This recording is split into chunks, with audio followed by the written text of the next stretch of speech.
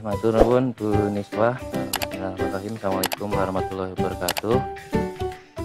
Yang kami hormati Bapak Dekan Fakultas Matematika dan Ilmu Pengetahuan Alam Universitas Negeri Surabaya. Dalam hal ini diwakili juga oleh Wakil Dekan Bidang Akademik Prof. Ida.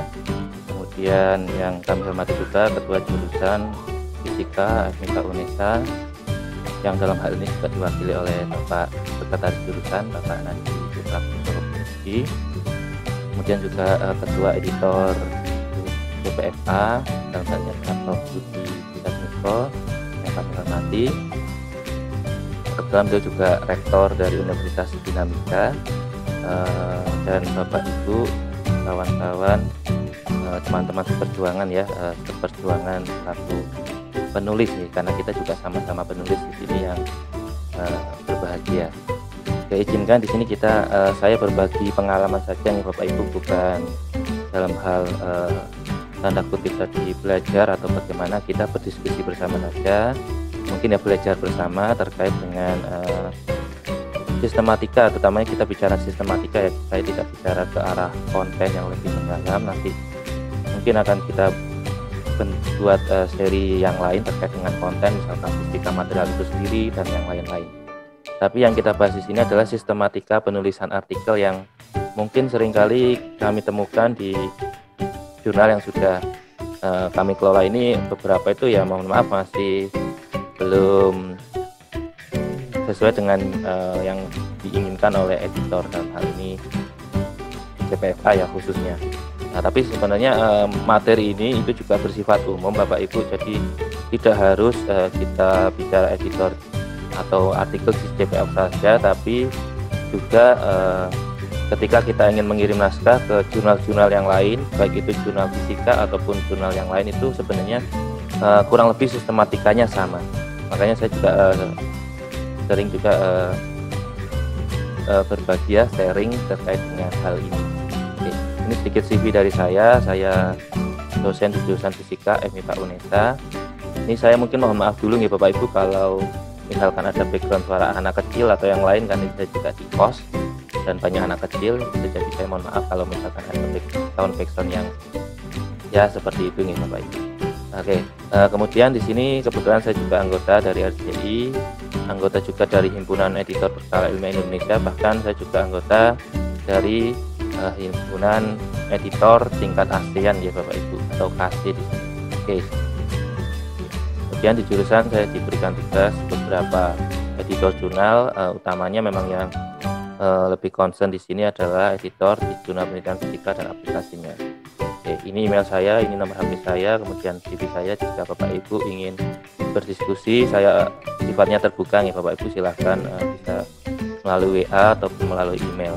Akan tapi nggih mohon maaf karena kita sistemnya sekarang daring ya Bapak Ibu, work from home, itu jam kerja tidak lagi dari jam 7 sampai jam 4 sore, bisa jadi hampir 24 jam, bahkan rapat sampai malam-malam. Sehingga kalau misalkan di WA, saya di WA ada slow respon, saya mohon maaf, bisa jadi memang tertumpuk dengan WA yang lain. Oke, berikut ini sedikit sekilas informasi tentang JPFA, jadi Jurnal Fisika, Penelitian Fisika dan Aplikasinya. Kita kerjasama penerbitan dengan PPII, Perkumpulan Pendidik IPA Indonesia, dan PSI, kalau dulu itu HFI ya, Himpunan Fisikawan Indonesia. Oke, jadi kita salah satu jurnal yang kerjasama dengan kedua asosiasi ini. Adapun topiknya yang kita terima dalam naskah ini Bapak Ibu, yakni adalah ya pendidikan fisika, kemudian fisika instrumentasi dan pengukuran, kemudian fisika material, kemudian fisika teoretik dan komputasi, dan yang terakhir memang earth science. Oke. Kemudian kita sudah terakreditasi sejak 2018 Bapak Ibu, sebagai tadi sudah disampaikan oleh Prof. dan Prof. Ida dan juga Pak Nadi, adalah ya alhamdulillah kita sudah Sinta 2. Jadi kalau di grade secara nasional itu yang paling tinggi atau yang paling baik adalah Sinta 1, kita sudah di Sinta 2 alhamdulillah. Kita juga sudah terindeks oleh DOAJ, Google Scholar, OpenAIRE, Sinta 2 dan banyak sekali. Kemudian juga sudah disampaikan oleh Prof. Budi, Prof. Ida dan Pak Nadi, kita juga sedang dalam proses evaluasi di Scopus itu di tahap yang akhir ya Bapak Ibu. Informasi terakhir kemarin Sabtu kemarin, 1 minggu yang lalu itu dari Pak Lukman, beliau adalah mantan direktur ketua atau apa itu tim fasilitasi jurnal ilmiah yang ada koneksi ke Scopus, itu nilai kita sudah diberikan, tinggal diputuskan, keputusannya apakah kita bisa terindeks atau tidak. Jadi kami juga mohon bantuan doa Bapak Ibu sekalian untuk ya agar supaya JPFA ini bisa terindeks oleh Scopus khususnya gitu. Kalau Web of Science kita masih belum ada kabar, tapi kita sudah submit. Oke, ini ada pun websitenya dari di jurnalnya di domain JPFA, dan ini adalah email resminya. Nah, jadi Bapak Ibu kalau memang ada korespondensi yang terkait dengan JPFA, terkait dengan jurnal, mohon bisa email ke JPFA. Karena seringkali ke email saya juga akhirnya numpuk, dan mungkin ya mohon maaf tidak sempat terbalas akhirnya karena numpuk ya Bapak Ibu. Jadi lebih baik ke JPFA saja, insya Allah kami usahakan balas. Oke. Kemudian mengapa kita perlu menerbitkan naskah khususnya misalkan di JPFA? Karena yang pertama kita sudah terakreditasi Cinta 2, kemudian juga sebenarnya reputasi kita sudah internasional, editor kita sudah lebih dari 2 negara, bahkan seingat saya itu 6 negara, termasuk reviewer kita juga lebih dari 2 negara, dan setiap edisi itu penulisnya minimal 2 negara. Yang edisi kemarin itu ada 4 negara itu. Kemudian kita sudah dalam evaluasi ini Scopus tahap akhir. Kalau ya mohon doanya sekali lagi Bapak Ibu terkait dengan ini. Kemudian kita open access dan tidak ada biaya per halaman, jadi biaya kita tetap mau 6 halaman ataupun sampai 15 halaman biayanya sama ya Bapak Ibu. Bahkan tadi juga sudah disampaikan oleh Prof. Ida terkait dengan dan Pak Nadia terkait dengan publikasi yang terkait dengan penelitian COVID-19, kita berikan APC atau biaya publikasi yang gratis Bapak Ibu. Ini juga sumbangsi JPFA untuk penelitian terkait dengan COVID-19. Kemudian ya memang mohon maaf kalau penelitian COVID-19 itu dari tinjauan fisika, mungkin biofisika atau bahkan pendidikan fisikanya, tidak bisa biologi murni juga masuk di sini juga mohon maaf tidak bisa. Kemudian fast publication kita ada artikel in press, dan acceptance rate-nya memang masih masuk akal Bapak Ibu, mungkin sekitar 50% ya. Jadi kalau ada 2 naskah yang masuk ya mohon maaf memang salah satu harus kami pilih seperti itu. Oke. Selanjutnya fokus dan scope-nya sudah saya jelaskan secara ya sedikit banyak Bapak Ibu. Di website. Nah, untuk struktur materinya sekali lagi ini kita bicara tentang sistematika ya Bapak Ibu. Saya tidak akan bicara tentang konten fisikanya sendiri atau pendidikan fisika sendiri, karena ya mungkin saya juga masih perlu banyak belajar tentang itu. Untuk materi juga bisa di-download di link s.it/materi JPFA seri 1. Jadi M-nya kapital, JPFA-nya kapital, S-nya kapital Bapak Ibu. Oke. Oke, untuk struktur naskah di sini yang kita bicara tentang prinsip artikel ilmiah, yang paling penting pertama adalah akurasi Bapak Ibu. Seringkali ya mohon maaf karena memang kita sudah jurnal internasional, memang konsekuensinya bahasa yang kita gunakan adalah bahasa Inggris, itu yang pertama. Sehingga sangat disarankan jika Bapak Ibu menulis naskah dalam bahasa Indonesia, ya silakan Bapak Ibu. Jika biaya publikasi kita usahakan seminimum mungkin.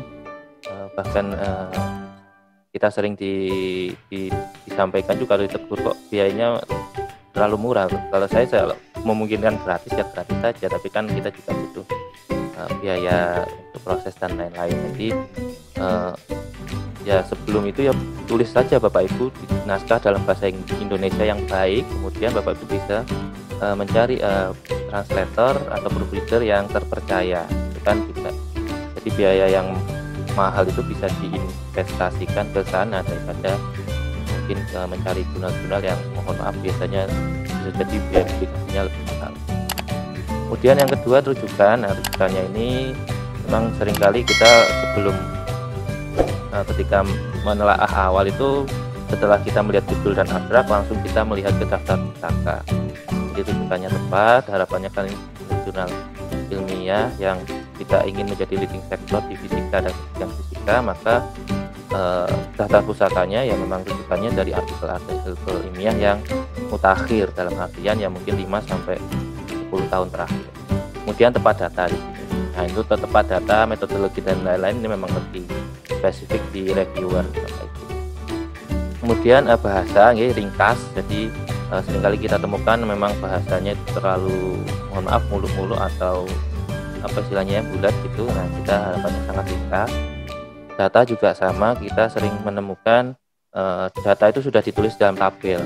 Setelah itu tabel 1 misalkan. Nah, nanti di paragraf berikutnya ada grafik 1, ternyata datanya dari tabel 1. Nah, itu kan tidak ringkas, sehingga harapannya sangat ringkas di sini. Kemudian juga halaman kita batasi. Kemudian ke bahasa ya, jelas juga, jelas bahasa, jelas datanya dan struktur penulisannya. Oke.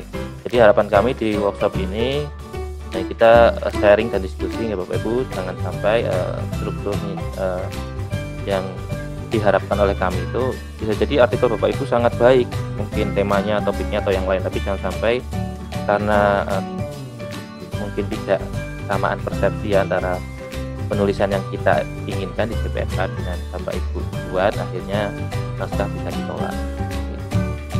Jadi kalau di CPFK memang kita menganut ada 2 sistem Bapak Ibu yang bisa dipakai, bisa imrat maupun non imrat. Akan tapi memang selama ini sejauh ini mayoritas kami itu menggunakan imrat, introduction, method, result, and discussion, dan terakhir conclusion. Di sini kita tidak menggunakan theoretical framework atau kajian teori, ya, Bapak Ibu. Jadi setelah introduction langsung metode. Nah, jadi ini struktur dari kami, mulai dari judul, aplikasi, abstrak, kata kunci di situ, kemudian main tadi imrat, kemudian ada ucapan terima kasih jika ada, jika tidak ada bisa dihapus Bapak Ibu. Kemudian reference, dan kita juga menyediakan slot untuk supplementary material. Misalkan Bapak Ibu mengembangkan instrumen, bisa jadi instrumennya bisa di-attach di situ jika diinginkan. Nah, kemudian ini untuk yang non-imrat, biasanya non-imrat itu akan kami khususkan untuk artikel review. Yang selama ini kita juga masih mencoba mencari artikel review yang baik. Nah, untuk artikel review memang kita ada syarat-syarat yang sangat ketat. Pertama terkait dengan penulis, kita harapannya penulisnya memang penulis yang sangat berpengalaman di bidang yang dia review. Kemudian juga mohon maaf kalau kita bicara daftar pusaka dari artikel review itu tidak bisa hanya 25, 30 itu tidak bisa ya, paling tidak 50 atau lebih gitu ya. Ini strukturnya, karena ini struktur artikel review khususnya gitu. Atau artikel-artikel fisika teoretik yang kadang-kadang memang strukturnya tidak bisa sesuai dengan imrat. Nah, di sini ada beberapa artikel yang kita tolak ya, mohon maaf Bapak Ibu, yang mungkin belum cocok dengan skupnya CPFA.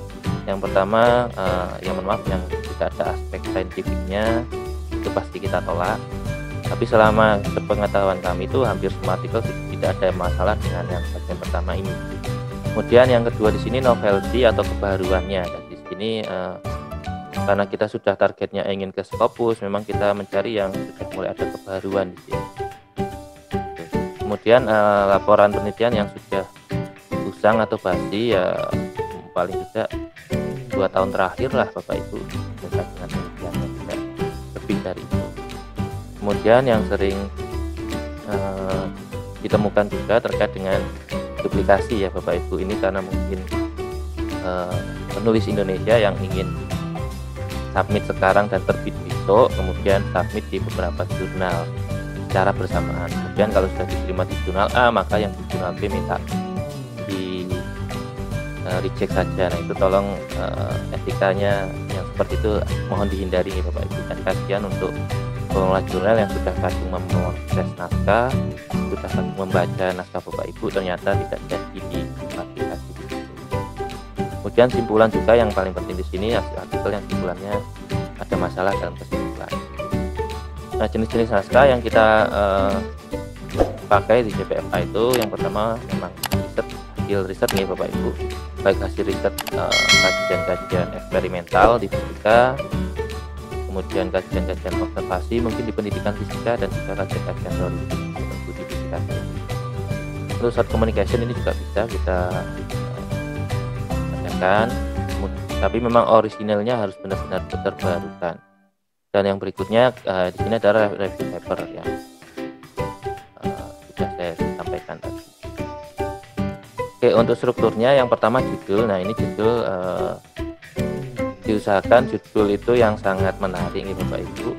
Itu biasanya terkait dengan temuan, ditonjolkan temuan penelitian dalam judul Bapak Ibu, sehingga pembaca itu dari judul saja sudah tertarik untuk melihat artikel Bapak Ibu. Jadi hindari penggunaan singkatan, ini yang sering kali kita temukan, ada singkatan dalam judul, karena bisa jadi kalau singkatannya sifatnya bersifat umum tidak ada masalah, tapi singkatannya spesifik misalkan dalam bidang tertentu itu tolong. Dan di sini karena kami percaya bahwa kolaborasi adalah suatu hal yang sangat baik dalam penelitian, maka kita selalu menyarankan menulis artikel itu minimum 2 penulisnya Bapak Ibu. Jadi minimal kalau ada satu yang menulis, satu lagi yang mendiskusikan. Nah, makanya kami tidak menerima naskah untuk penulis tunggal sampai saat ini Bapak Ibu. Selanjutnya di sini nama penulis tanpa gelar nih Bapak Ibu. Kemudian kalau di kami namanya lengkap Bapak Ibu. Jadi first name, last name, atau kalau ada middle name ya middle name. Kemudian afiliasi kita juga lengkap. Template-nya sebenarnya sudah lengkap Bapak Ibu. Cuma memang terkadang ya mungkin pembaca masih belum membaca. Kemudian email di sini adalah email semua penulis. Ini juga kita memerlukan supaya nanti kalau ada apa-apa bisa kita hubungi. Untuk abstrak ini yang sistematika yang berlaku di CPFA, sebenarnya di jurnal lain juga sama. Ya, minimum ada tujuan, metode, hasil, dan kesimpulan itu secara umum. Tapi kalau di kami kita minta ada mungkin pendahuluan singkat 1-2 kalimat sebelum ke tujuan penelitian. Karena kalau kita baca misalkan di abstrak kalimat pertama the purpose of this article is atau research is, itu kan kayaknya agak kurang enak dibaca, jadi ada pendahuluannya di situ. Oke ya Bapak Ibu.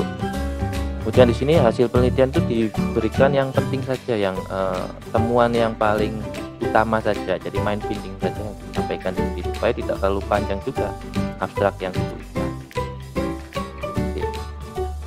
Untuk menulis abstrak di sini hanya saja.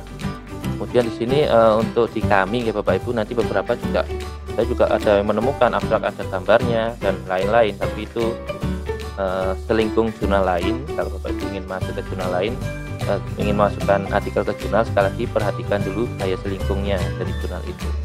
Kalau di kami abstrak harus berdiri sendiri, jadi tidak ada rujukan atau citasi, gambar maupun tabel, termasuk rumus sebenarnya Bapak Ibu atau persamaan. Oke. Kemudian kalau ada singkatan harus didefinisikan dulu, misalkan di kalimat pertama atau kalimat kedua, nanti berikutnya bisa menggunakan singkatan. Ya.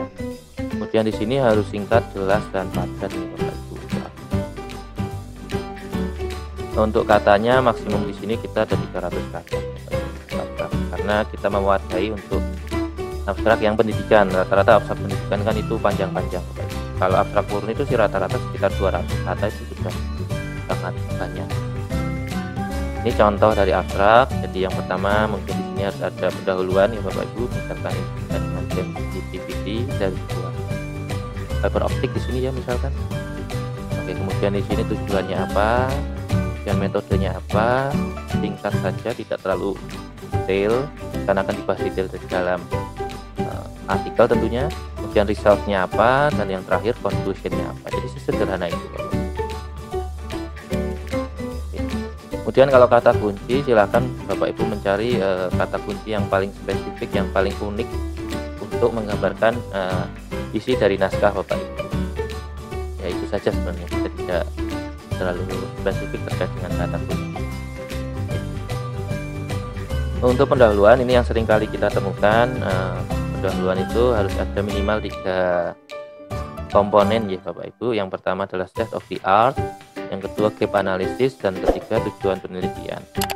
Itulah mengapa seringkali kita mungkin Bapak Ibu temukan template itu seolah-olah hasil telah awal itu seolah-olah template. Jadi ya memang yang sering kita temukan itu gap analisis. Gap analisis itu tidak ada dalam pendahuluan atau tidak nampak atau kurang nampak Bapak Ibu.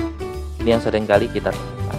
Kalau state of the art, kalau artikel-artikel yang sudah baik itu pasti sudah ada.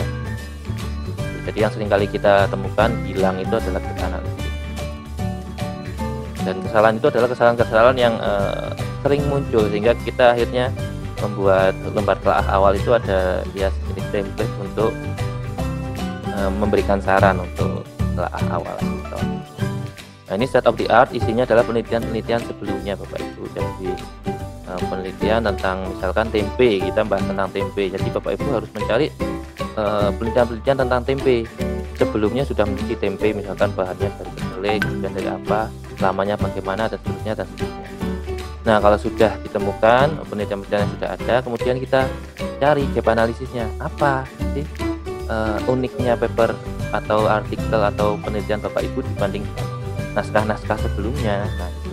Jadi however, biasanya gitu however, akan tetapi penelitian tempe, misalkan tempe yang misalkan ya Bapak Ibu misalkan direndam dengan air garam misalkan, itu belum pernah dilakukan sebelumnya. Nah, gitu. Jadi di situ adalah pernyataan orisinalitas dari naskah Bapak Ibu, termasuk itu terkait dengan novelty dan originalitas ada di situ semua Bapak Ibu. Setelah itu baru di akhir paragraf kita menuliskan tujuan dari penelitian. Itu saja, sebenarnya sederhana itu Bapak Ibu. Nah, untuk latar belakang umum misalkan saya seringkali membaca untuk artikel-artikel pendidikan itu biasanya mulai dari undang-undang misalkan atau dari kurikulum, ya boleh saja tetapi tidak terlalu banyak Bapak Ibu. Ini maksimum 1 paragraf atau 2 paragraf itu sudah sangat banyak gitu. Kemudian untuk state of the art ini ya usahakan mencari literasinya ya paling tidak minimum 15. Tapi kemarin ketika ada penulis yang ini penelitiannya memang sangat baru sehingga tidak sampai 15, ya tidak apa-apa disampaikan saja. Juga sebenarnya bukan aturan resmi, tetapi kalau memang penelitian-penelitian yang sudah cukup umum ya memang minimum 15 literatur itu sangat diperlukan. Supaya apa? Supaya kita tahu kebaruannya, karena kita sudah sampai ke arah sini, tidak lagi ke penelitian originalitas saja. Kemudian yang penting berikutnya adalah jangan pernah mengupas tiap naskah, tiap paper, tapi pertemuan. Jadi tidak satu paper kemudian dikupas kesimpulannya apa, satu paper berikutnya tidak, tapi bisa jadi ada satu statement yang didukung oleh beberapa penelitian paper yang lain gitu. Jadi tidak cuma satu tapi beberapa. Itu ini panduannya, monggo ini bisa dibaca di website BFA juga nanti Bapak Ibu. Oke. Yang paling penting di sini ini saya ambil dari slide gabungan slide-nya Pak Prof tadi dengan Prof Lamin, sehingga saya ketika di BFA mendapatkan workshop internasionalisasi. Jadi di sini ini dengan saya Prof Lamin ya. Oke, reference yang tidak nyambung itu tolong dihindari. Ini kalau di sini katanya ya editor hit ya, kalau di kami ya tolong dihindari. Kita juga menggunakan kaidah akademik yang baik sehingga ya mohon maaf misalkan referensi-referensi yang tidak nyambung yang untuk digunakan meningkatkan citasi itu tolong dihindari, termasuk self citation nanti kalau kita bahas tentang kata pusaka. Nah, ciri khas dari gap analysis di sini ada kata however tadi mungkin, atau remain unclear atau yang lainnya ya. Jadi ada kata-kata pertentangan di situ. Contohnya di sini misalkan belum ya, nanti setelah ini. Oke, pendahuluan gunakan artikel ya Bapak Ibu, hindari menggunakan buku ya. Bahkan di kami itu kalau ada 30 referensi paling tidak maksimal 3 buku saja lah Bapak Ibu, sudah cukup banyak. Jadi kita lebih fokus ke artikel-artikel ini ya. Oke. Tapi memang ada buku yang bisa dikatakan buku babonnya sebagai buku yang paling basic terkait dengan penelitian itu, ya monggo. Nah, sekali lagi ini yang mengetahui adalah reviewer, kita hanya membahas tentang sistematikanya. Ya. Kemudian berikutnya di sini adalah contoh state of the art. Jadi in addition, jadi banyak kalkulasi kuantum terkait dengan ini. Nah, ini ada penelitian apa saja di sini? Sum of method. Nah, ini ada menggunakan Monte Carlo, ada penelitian 17 sampai 20, kemudian 4 integral Monte Carlo di 21, infinite element 22 dan seterusnya. Jadi seperti ini yang dimaksud dalam satu kalimat itu, tidak hanya membahas satu temuan saja, tapi beberapa temuan yang bisa kita elaborasi menjadi satu kalimat yang menarik. Jadi di sini disebutkan, oh ini banyak sekali penelitian tentang ini, nanti akan tetapi misalkan nanti kita akan meneliti tentang ini.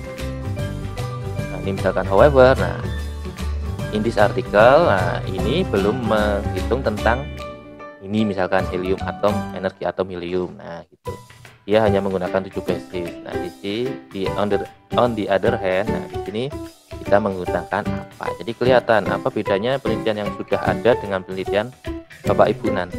Ini yang seringkali hilang di gap analisis Bapak Ibu. Sehingga kalau misalkan tidak ada gap analisis, kita langsung menyatakan kalau originalitas ada tapi novelty dari penelitian itu kita katakan tidak, biasanya di lembar telaah awal.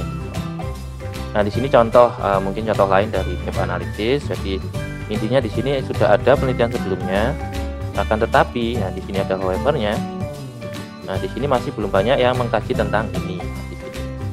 Jadi intinya adalah di sini kita ingin mengkaji apa.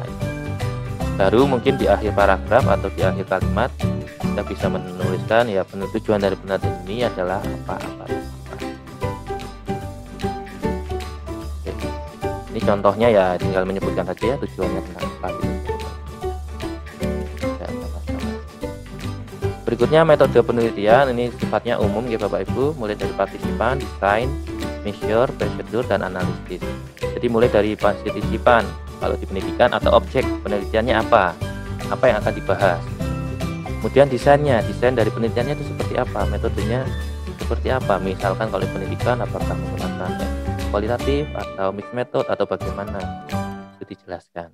Kemudian bagaimana cara mengukurnya. Nah, kalau di murni yang bisa jadi menggunakan karakterisasi FTIR misalkan kalau di material atau yang lain. Kemudian prosedurnya bagaimana, dan yang terakhir bagaimana kita menganalisis data yang sudah ada. Itu disampaikan semua lengkap dalam metode penelitian. Di sini yang penting adalah dalam metode itu harus detail dan lengkap, sehingga sedemikian hingga penelitian ini bisa diklarifikasi oleh peneliti lain. Ini yang penting. Kemudian jika menggunakan bahan kimia, ini material ya, dituliskan dalam bentuk seperti ini ya Bapak Ibu. Oke. Kemudian metode yang sudah biasa, sudah umum, nggak perlu dituliskan lagi Bapak Ibu. Misalkan untuk mencari persentase kan ya kita tahu jumlah, misalkan jumlah nilai rata-rata misalkan dibagi jumlah total kan, itu kan sudah wajar, jadi nggak usah kita tuliskan lagi. Misalkan UJT, cara menghitungnya itu sudah standar Bapak Ibu, jadi tidak perlu dituliskan lagi kecuali ada modifikasi metode yang diperlukan atau yang ada dalam artikel atau naskah Bapak Ibu. Oke. Untuk metode memang umumnya dalam bentuk pasten ya Bapak Ibu, tapi ini juga tergantung kalau kita bicara tensis. Kemudian perlengkapan yang utama saja, jadi tidak perlu peralatan-peralatan pendukung yang lain. Kemudian persamaan-persamaan ini kalau memang ada persamaan fisika yang mendasari itu harus dituliskan. Dan dituliskan, diberikan nomor urut Bapak Ibu. Jadi ini kalau secara umum di Bapak Ibu sudah saya jelaskan apa saja yang perlu ditulis. Berikutnya untuk penelitian pendidikan ini mungkin ada suplemen tambahan, jadi siapa saja subjeknya, kenapa memilih, berapa banyak, terkait dengan informasi dari subjek atau sampel penelitian atau objek penelitian.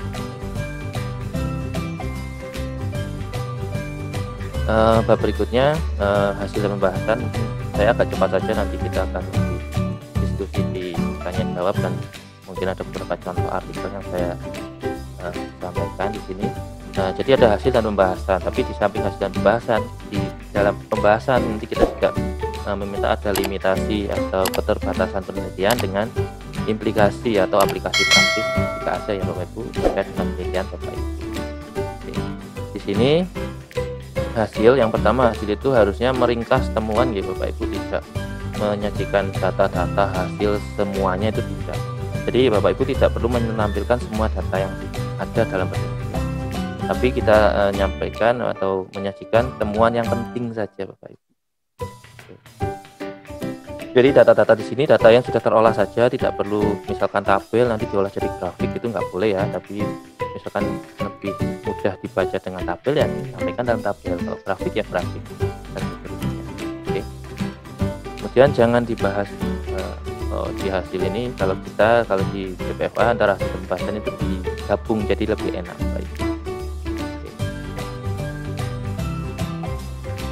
Berikutnya di sini data-data sajikan yang mendukung pembahasan ya Bapak Ibu. Jadi ada data-data yang tidak penting itu jangan, tidak perlu disampaikan. Kemudian ini yang paling penting, jangan sampai kita menyembunyikan data-data.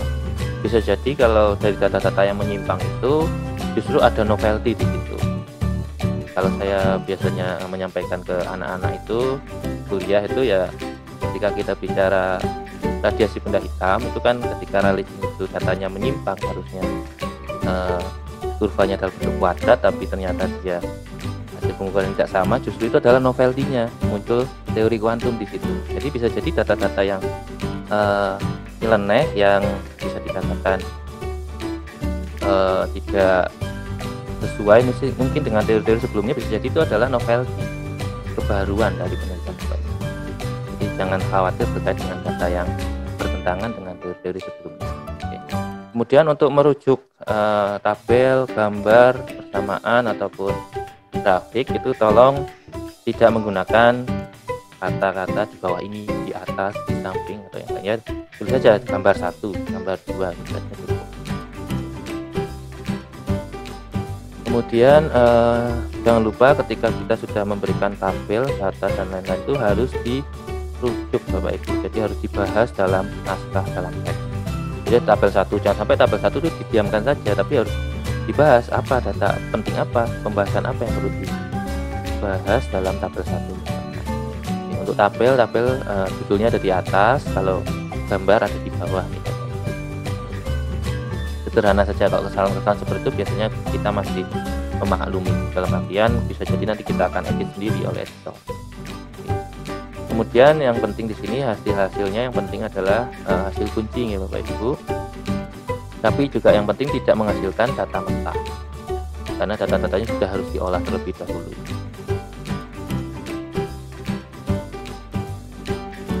Ini contoh penyajian hasil nih Bapak Ibu dan analisisnya. Jadi di sini ada beberapa data mulai dari core, kemudian interpretasinya. Ini disampaikan trennya saja Bapak Ibu. Jadi boleh menuliskan data di sini yang ada di dalam tabel, tapi tidak semuanya dituliskan ulang. Seringkali yang kita temukan itu kadang bahkan tiap data ini 2,17, 2,46 ditulis lagi semuanya di teks ini, sehingga seolah-olah hasil atau pembahasannya itu panjang, tetapi sebenarnya itu adalah pengulangan dari tabel ini. Yang ini yang kita hindari. Berikutnya pembahasan, karena hasil pembahasan di kami itu menyatu, jadi lebih mudah. Lebih mudah untuk menuliskannya, lebih mengalir. Bisa yang pertama, jadi di sini dimulai dari temuan tadi, temuan dari hasil yang sudah ada, temuannya apa, kemudian baru kita bahas. Ada beberapa pertanyaan yang membantu Bapak Ibu untuk menulis pembahasan. Yang pertama, what, apa yang disajikan, apa saja datanya. Kemudian bagaimana, bagaimana datanya, apakah temuan pendingnya, bagaimana temuannya, apakah ada. Setelah itu di pembahasan ini kan masih datang ya Bapak Ibu atau hasil. Berikutnya why, mengapa, mengapa datanya seperti itu, trennya seperti apa, seperti itu. Kemudian berikutnya what else, apakah ada kesesuaian misalkan dengan hasil yang sudah ada, misalkan hasil penelitian Bapak Ibu apakah senada dengan penelitian-penelitian sebelumnya atau bertentangan dengan penelitian-penelitian sebelumnya. Nah di sini untuk pembahasan memang kalau kita bicara apakah ada kesesuaian dan bertentangan, maka jelas harus ada citasi yang banyak dalam pembahasan. Kalau di kami editor itu lebih menyukai ada, selain ada kesesuaian juga harus ada pertentangan kalau di kami, sehingga kalau ada pertentangan kan diskusinya jauh lebih menarik di situ. Asalkan ada reasoning yang masuk akal, yang sesuai dengan kajian ilmiah, ya tidak ada masalah kalau ada pertentangan dalam hasil penelitian Bapak Ibu. Kemudian disarankan juga nanti ditulis limitasi atau keterbatasan dari penelitian dan juga implikasinya apa. Oke. Ini ada beberapa panduan pertanyaan yang bisa digunakan Bapak Ibu dalam menulis hasil dan pembahasan. Karena sekali lagi kalau di kami hasil dan pembahasan itu dijadikan satu bab. Jadi di bab hasil dan pembahasan itu Bapak Ibu hanya perlu menuliskan subbab terkait dengan mungkin topik-topik yang menarik, satu grup, tapi tidak hasil sendiri dan pembahasan itu sendiri. Itu tidak, jadi kita gabung ya, Bapak Ibu. Oke, lebih lanjut di sini ada beberapa pertanyaan pembantu nih Bapak Ibu. Apakah yang penting menjawab hipotesis? Nah, ini yang penting. Apakah tujuan penelitian juga tercapai di sini? Itu yang harus kita cek. Oke, selanjutnya di sini contoh dari pembahasan ya Bapak Ibu. Kita ambil contoh dari beberapa saja, nanti satu artikel itu akan kita bahas nih. Jadi di sini ada temuan the fact that teacher tend to view dan seterusnya. Ini adalah temuan. Kemudian di sini dibandingkan, nah teorinya seperti apa? Jadi Raymond describe, nah faktornya apa dan seterusnya, itu menurut teori. Kemudian however, nah di sini ada pertentangan di sini. Our finding about teacher view dan seterusnya kontras, nah bertentangan dengan penelitiannya ini. Ya ini yang disampaikan, dan Bapak fair saja, tidak apa-apa, sampaikan saja kalau memang penelitiannya bertentangan. Justru kami, kalau mungkin Bapak Ibu kenal Pak Parmin, editor CPII yang indeks Scopus I2 itu mencari yang seperti ini, yang ada pertentangan, ada debat yang ilmiah ya Bapak Ibu dalam pembahasan. Sampaikan saja, ternyata ini kontras, bertentangan dengan penelitiannya ini dan penelitiannya ini. Nah, kemudian dibahas. Nah, di sini tidak, this teacher view does not support the idea dan seterusnya dan seterusnya. Akhirnya nanti diskusinya apa? Sehingga ada tidak konsistenan antara dan seterusnya dan seterusnya. Jadi diskusinya jauh lebih menarik kalau ada pertentangan dibandingkan sudah ada temuan kita, kemudian hal ini senada dengan ini titik. Biasanya setelah itu ya sudah titik, tidak ada diskusi lagi. Makanya dicari juga yang pertentangan yang ada hasil dari di pembahasan. Oke, berikutnya terkait dengan kesimpulan atau simpulan di sini. Simpulan jelas harus menjawab tujuan ya Bapak Ibu. Oke, di sini juga menggambarkan inovasi dari penelitian Bapak Ibu. Temuannya apa yang penting. Jadi minta singkat, jelas dan padat. Dan jangan lagi membahas sesuatu dalam kesimpulan. Jadi kalau dalam kesimpulan saya pernah menemukan, karena saya juga merupakan ya asesor ya Bapak Ibu, asesor jurnal nasional, kita pernah menilai jurnal-jurnal yang masih di bawah kita 2 itu memang bahkan kita pernah menemukan pembahasannya itu jauh lebih sedikit daripada kesimpulannya. Kesimpulan bisa 3 paragraf. Nah, itu tolong dihindari. Kemudian jangan juga hanya mengulang kesimpulan yang lebih abstrak. Itu tolong dihindari juga. Kemudian bullet and numbering, kalau di kami JPFA itu tidak menggunakan hitung ya Bapak Ibu, tidak menggunakan bullet ya, terutama yang titik-titik seperti ini dalam presentasi ini kita tidak menggunakan. Kita menggunakan numbering atau angka. Tapi kalau di kesimpulan kita tidak menerima hal itu. Ini contoh kesimpulan. Ya jelas ini hasilnya seperti apa, menceritakan kembali sedikit ya terkait dengan hasil penelitiannya. Kemudian di sini limitasinya apa, di sini disampaikan limitasinya apa. Kemudian ke depan kita bisa membahas penelitian ini untuk pengembangan ke depannya seperti apa, itu juga disampaikan. Ucapan terima kasih ini tinggal sedikit nih Bapak Ibu.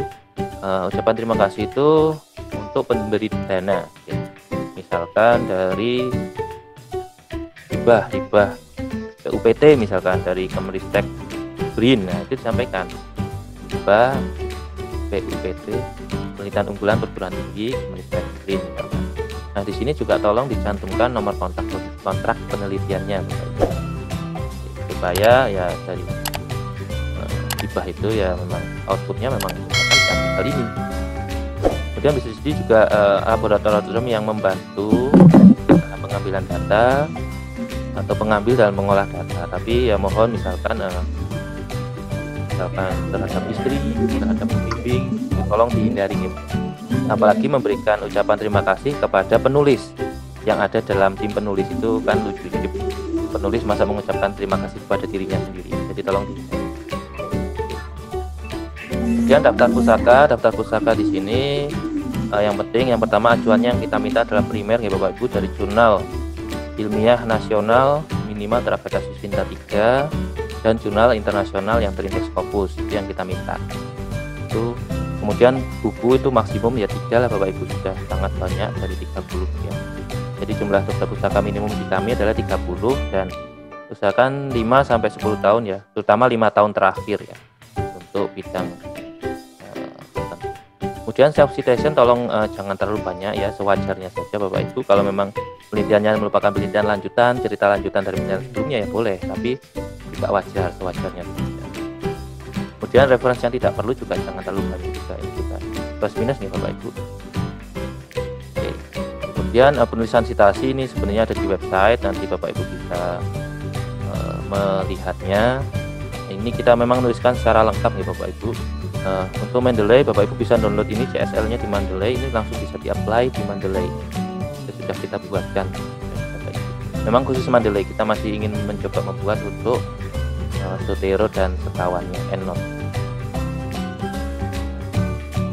Ini terakhir tips dan trik dari saya. Yang pertama, penelitian memang kita JPFA tidak mentargetkan penulis internasional secara luas nih Bapak Ibu, terutama ketika kita mendaftar Scopus.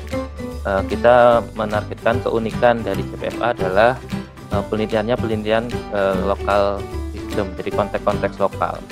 Misalkan kemarin ada penelitian terkait dengan nanodot tapi dari kangkung. Nah itu kan konteksnya sangat lokal. Nah itu yang kita tonjolkan di Scopusnya, karena kita sangat tidak mungkin untuk menarik penulis dari luar, apalagi kalau belum terindeks Scopus dan lain-lain ya Bapak Ibu. Itu yang kita harapkan. Oke, bahasa Inggris ini Bapak Ibu yang paling penting, dan sering membaca jurnal ya Bapak Ibu, karena dengan sering membaca banyak jurnal kita ada ide penelitian baru. Ini saya akan bahas mungkin satu contoh saja nih dari ilmiah. Setelah itu kita lebih banyak diskusi ya Bapak Ibu. Contohnya, oke saya ambil yang ini saja mungkin ya, yang dari JPFA. Ini ada terkait dengan sifat optik ya dari karbon nanodot pada kangkung. Kan unik. Kita ambil yang seperti ini, yang unik-unik, yang local wisdom yang tidak dimiliki oleh jurnal-jurnal lain yang punya Scopus ya, khususnya karena kan kita targetnya ke Scopus. Nah ini contoh abstrak, jadi ada kalimat pendahuluan di sini, kemudian ada tujuan, dan di sini ada metodenya. Kemudian hasilnya apa? Ini hasilnya. Kemudian ini kesimpulan. Sederhana saja Bapak. Nah kalau di editor di awal memang kita tidak akan membaca terlalu detail, kita hanya membaca kata kunci penting di sini. Nah untuk konten detailnya ini kita serahkan sepenuhnya pada editor. Kemudian contohnya di sini pendahuluan state of the art. Nah di sini ada in previous studies bla bla bla bla bla, ini kan state of the art. Oke. Tapi sudah muncul di sini ke analisis despite the fact that bla bla bla bla bla bla in this study. Nah ini kan sudah menyatakan perbedaan dari penelitian yang sebelumnya. Sederhana saja. Kemudian tujuannya sudah ada langsung di sini. Objektif dan R di sini karena ada beberapa tujuan. Jadi metodenya di sini ada preparation, kemudian ada sintetisnya bagaimana, kemudian cara mengukurnya, karakterisasinya seperti apa.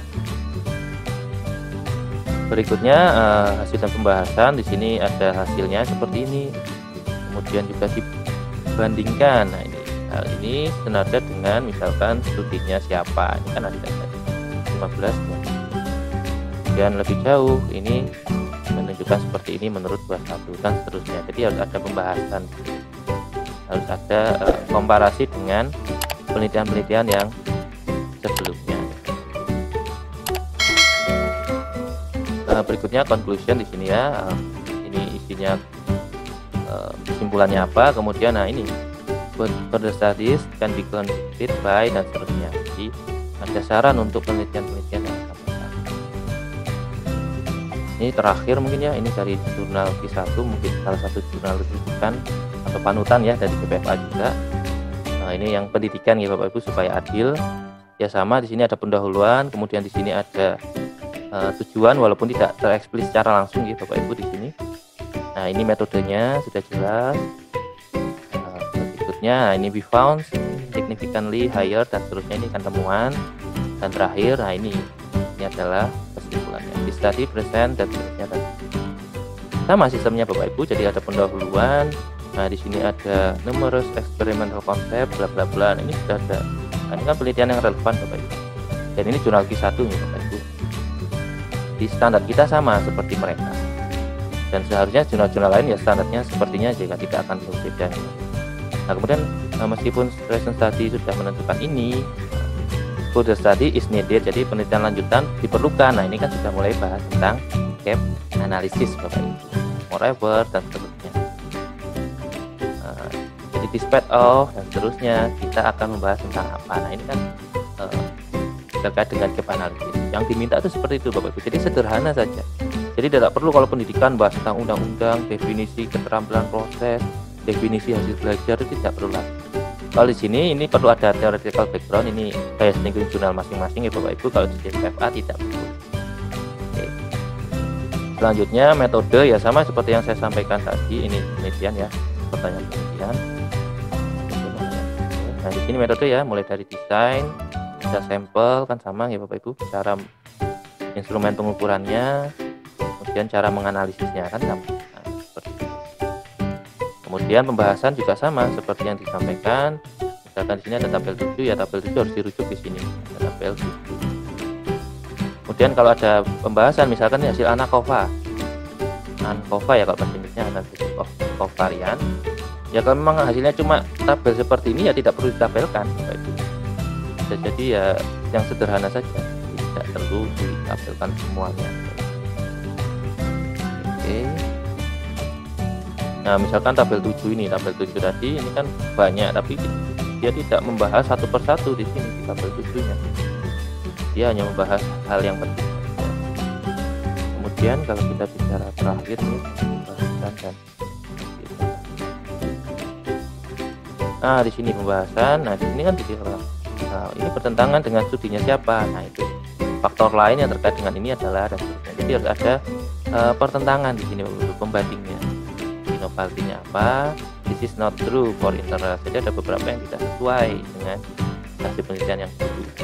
Nah, moreover lebih lanjut, apa yang dibahas? Intinya seperti itu. Jadi sistematika untuk monitor hasil ilmiah itu yogyanya tidak jauh beda seperti itu.